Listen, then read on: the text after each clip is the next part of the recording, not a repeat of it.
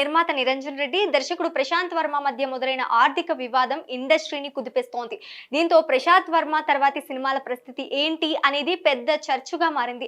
ప్రస్తుతం ఆయన చేతిలో జై హనుమాన్, మహాకాళి, అధీరా ప్రాజెక్టులతో పాటు ప్రభాస్, నందమూరి, మోక్షక్ష సినిమాలు ఉన్నాయి. అయితే ప్రశాంత్ వర్మ చాలా మంది నిర్మాతల వద్ద భారీగా అడ్వాన్సులు తీసుకుని మోసం చేస్తున్నారని ఇండస్ట్రీలో వైరల్ అయింది. దీంతో ప్రభాస్ సినిమాపై నీలి నీడలు కమ్ముకున్నట్లు సమాచారం. సలార్ సినిమా తర్వాత కన్నడ నిర్మాణ సంస్థ హోంబైలే ఫిల్మ్స్ తో ప్రభాస్ ఇప్పటికే 3 చిత్రాల ఒప్పందం కుదుర్చుకున్నాడు. అయితే దర్శకులను ఎంచుకోవడానికి ప్రభాస్ కు ఆ సంస్థ పూర్తిగా స్వేచ్ఛ ఇచ్చినట్లు సమాచారం. ఈ ఒప్పందంలో భాగంగా ప్రభాస్ మొదట ప్రశాంత్ నీల్ కలిసి సలార్ 2 సినిమా చేయనున్నారు. మిగిలిన 2 ప్రాజెక్టులలో ఒకటి ప్రశాంత్ వర్మతో కలిసి పనిచేయాలని ఆయన మొదటి భావించారట.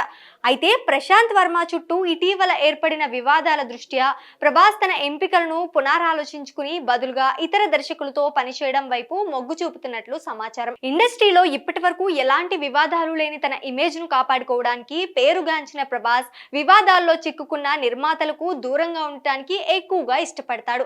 దీంతో ప్రశాంత్ వర్మతో సినిమా చేయడం కష్టమేనని చెప్పొచ్చు. హనుమాన్ తో జాతీయ స్థాయిలో ప్రశాంత్ వర్మకు గుర్తింపు దక్కింది. దీంతో బాలీవుడ్ స్టార్ హీరో రణ్వీర్ సింగ్ తో బ్రహ్మ రాక్షస్ అనే సినిమాలను తెరకెక్కించాలని ప్రశాంత్ చర్చలు జరపాలని గతంలో వార్తలు వచ్చిన విషయం తెలిసిందే. అయితే ఇదే మైథలాజికల్ స్టోరీని ప్రభాస్ ఇమేజ్ కు అనుగుణంగా మార్చుకున్నట్లు వార్తలు వచ్చాయి.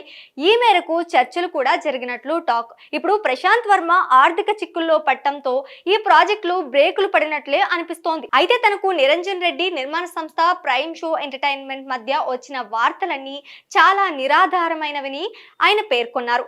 తనను కొందరు కావాలని లక్ష్యం చేసుకుని ఇలాంటి ఆరోపణలు చేస్తున్నారని సోషల్ మీడియాలో లేఖ విడుదల చేశారు.